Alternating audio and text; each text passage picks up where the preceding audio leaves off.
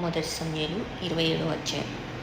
తరువాత దావీదు, నేను ఇక్కడ నిల్చుట మంచిది కాదు, ఏదో ఒక దినమున నేను సౌలు చేత నాశనమగుదును, నేను ఫిలిష్తీయుల దేశంలోనికి తప్పించుకొని పోదును.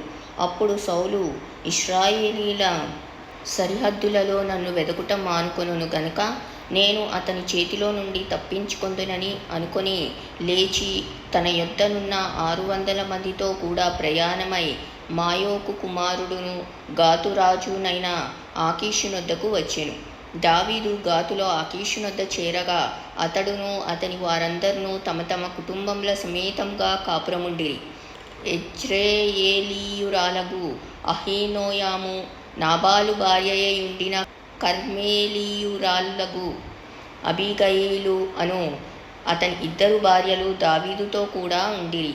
దావీదు గాతునకు పారిపోయిన సంగతి సౌలునకు తెలిసిన మీదట అతడు దావీదును వెదకుట మానివేసెను. అంతట దావీదు, రాజపురమందు నీ యొద్ద నీ దాసుడనైన నేను కాపురం చేయనేలా? నీ దృష్టికి నేను అనుగ్రహము పొందినవాడనైతే బయటి పట్టణములలో ఒకదాని యందు నేను కాపురముండుటకు ఒక స్థలము ఇప్పించుమని ఆకీషును అడగగా, ఆకీషు సిక్లగు అను గ్రామమును ఆ దినమున అతనికిచ్చెను. కాబట్టి నేటి వరకు సిక్లగు యూదారాజుల వశమున ఉన్నది. దావీదు ఫిలిష్తీయుల దేశంలో కాపురముండిన కాలమంతా 1 సంవత్సరము 4 నెలలు. అంతలో దావీదును అతని వారును బయలుదేరి గెషూరీయుల మీదను గెజేరీయుల మీదను అమాలేకీయుల మీదను పడిరి. ప్రయాణస్తులు పోవు మార్గమున షూరు నుండి ఐగుప్తు వరకు నున్న దేశంలో వారు పూర్వము కాపురముండగా దావీదు ఆ దేశస్థులను హతము చేసి మగవానినేమి ఆడుదానినేమి ఎవరిని సజీవులుగా విడువక గొర్రెలను, ఎడ్లను, గార్ధబములను, ఒంటెలను, వస్త్రములను దోచుకొని తిరిగి ఆకీషునొద్దకు వచ్చెను.